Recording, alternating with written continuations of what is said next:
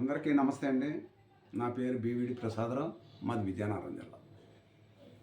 ఇప్పుడు నేను చెప్పబోయే టిప్స్ ఏంటంటే ఆయుర్వేద టిప్స్లో బీపీ గురించి. హై బీపీ, లో బీపీ అంటారు. బీపీ ఎంత ఉండాలి? 120 లోపు ఉండాలి. 120/80. 120 లోపు ఉండొచ్చు, 80 అన్నాం కాబట్టి 80 కన్నా తక్కువ ఉండొచ్చు. సమానంగా అలా ఉన్నట్లయితే మనకు బీపీ కంట్రోల్గా నార్మల్గా ఉన్నట్లు చాలా మంచిది. బీపీ ఏంటంటే అనుకోకుండా పెరుగుతుంటుంది, తగ్గుతుంటుంది.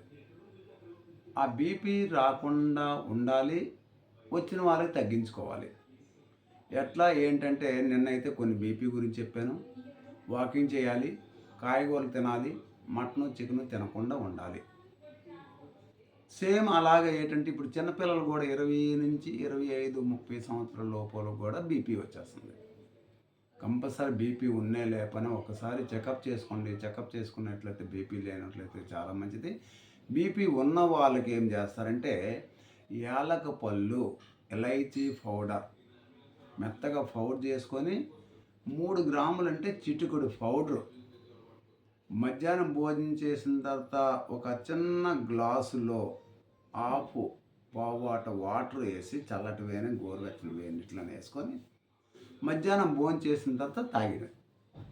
నెక్స్ట్ నైట్ భోజనం చేసిన తర్వాత కూడా సేమ్ చిటికెడు అంటే 3 గ్రామ్స్ చిటికెడు పౌడర్, ఇలైచీ పౌడర్ చక్కగా నీటిలో కలుపుకొని తాగవచ్చు.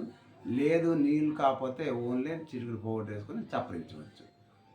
లేదు ఇన్ని పనులు పౌడర్ చేసుకొని ఇవన్నీ చేయలేము అనుకుంటే మధ్యాహ్నం 3 యాలకపళ్ళు, రాత్రి 3 యాలకపళ్ళు భోజనం చేసిన తర్వాత అలా చప్పరించుకుని నవ్వుకుంటే చాలా ప్రశాంతంగా నిద్ర కూడా పడుతుంది, డైజెషన్ బాగుంటుంది, బీపీ కూడా కంట్రోల్గా తగ్గిపోవడానికి అవకాశం ఉంటుంది.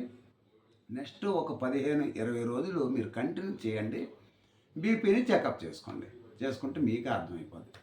ఇవన్నీ ఏంటంటే సైంటిస్టులు కనిపెట్టాను కాబట్టి నాకు కూడా కొద్దిగా అలవాటు అవుద్ది. ప్రతి ఒక్కరికి ఒక మంచి పని చేయాలనే ఆలోచన మీద ప్రతి ఒక్కరు మంచిగా ఉండాలని మనస్ఫూర్తిగా కోరుకుంటూ సెలవు తీసుకుంటాను.